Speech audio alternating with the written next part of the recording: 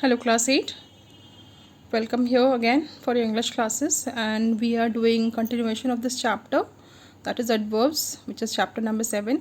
ठीक है, last week frequency तक ही हो पाया था, तो इस वीक हम लोग इसको कंटिन्यू भी करेंगे, उसके साथ साथ न्यू चैप्टर भी स्टार्ट करेंगे. Okay, and follow the lesson plan which I have uploaded, so accordingly वैसे ही होगा. सो लास्ट क्लास में हम लोग एडवर्ब ऑफ फ्रीक्वेंसी तक हुई थी. Let's turn to next page, that is page number 50, and we will understand adverb of assertion.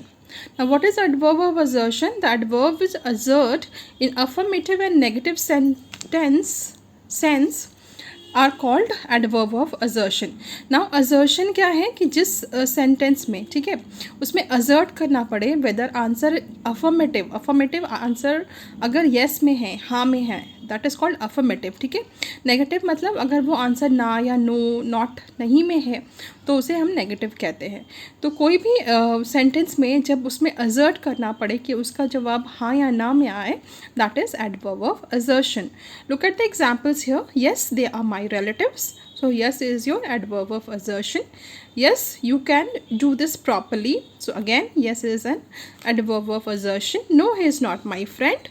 No, we can't go there at all. So these are adverb of assertion. ठीक है, तो इसमें किस तरह के आंसर्स को हम लोगों का क्वेरीज मिलता है. As I said, you will get to know the question, either it is yes or no, और ये सब स्टार्ट होंगे विद ऑक्सिलरीज. ठीक है. Now next is interrogative adverbs. The adverbs which ask the questions are called interrogative adverbs. जो adverb questions पूछे उसे हम लोग interrogative adverbs कहते हैं. Like WH words are also interrogative words. जैसे यहाँ पे देखो where, how, when, why, which, okay, whom.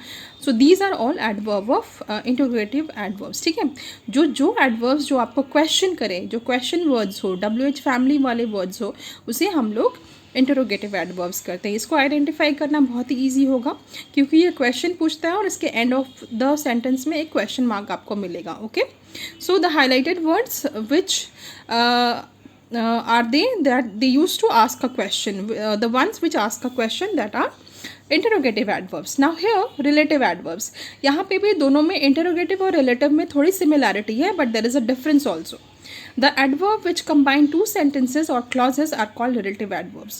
तो जो words जो act करें और या फिर build करें एक relation between two sentences are called relative adverbs. जो sentences, दो sentences को join करे, ठीक है, उसे हम लोग relative adverbs करते हैं या फिर उसका relation बताएं, that is relative adverbs. So this is the reason why I came out from the room. So why? Where we need to go through the books wherein we get the knowledge of syllabus. ठीक है, this is the place where I was born. That was the boy who was blind. सो यहाँ पे भी ध्यान से देखो, who, which, where, when, ये सब आ रहे हैं, but this is not an interrogative word. Why? क्योंकि ना ही ये बिगिन कर रहा है WH वर्ड्स पे और ना ही ये एंड कर रहा है क्वेश्चन मार्क पे. ठीक है, तो जब WH वर्ड हो बट वो मिडल ऑफ द सेंटेंस में आए और वो एक्ट करे एज अ मतलब दोनों को रिलेशनशिप ज्वाइन करने के लिए या फिर दोनों की रिलेशनशिप बताने के लिए, तो वो रिलेटिव एडवर्ब्स है. Clear? So they are used to join sentences or clauses. So we have completed adverbs. So every adverb को अच्छे से समझ लो and we'll do at the exercises. The first one I have already done. ठीक है, यहाँ पर yes और outside दो adverb है, तो yes is your adverb of assertion and outside is your adverb of place. Next में देखो यहाँ पे bravely, that is also an adverb, that is adverb of manner. Next is daily and continuously. So daily is time and continuously is frequency. Okay, yes is again adverb of assertion, why is interrogative adverb, and last one happily is your adverb of manner. ठीक है, okay, now here fill in the blanks with suitable adverbs. My friends go for swimming daily. She wrote poem yesterday, or she wrote poem nicely, both you can write. Okay, either. You went there to meet him. I usually go for a morning walk. The people are waiting outside of the parliament. Why did you do it? I always get up in the morning. Noor Jahan was extremely beautiful. How did you do it? Okay, why we should complete our work daily. So this is it. In the next page, that is exercise number C. This is as homework. You are going to do it in your book. ठीक है, ये आप लोगों को करना है. This exercise needs to be done in the book, mind you, हाँ. और last exercise, this needs to be done in the copy. So as I said, we have started with exercise number A. So this needs to be done in the book only. यहाँ ये आप लोग book में ही करोगे, copy में करने की ज़रूरत नहीं है. Exercise number B and exercise number D, you will do it in your exercise copies, that is language copy. और A और C आपको बुक में ही करनी है. ठीक है, understood.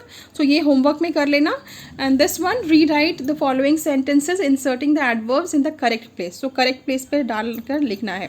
So the boy shouted loudly, they could easily cross the river,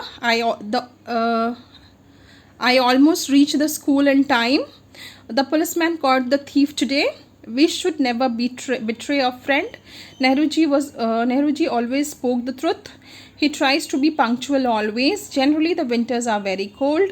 These points have not been fully verified.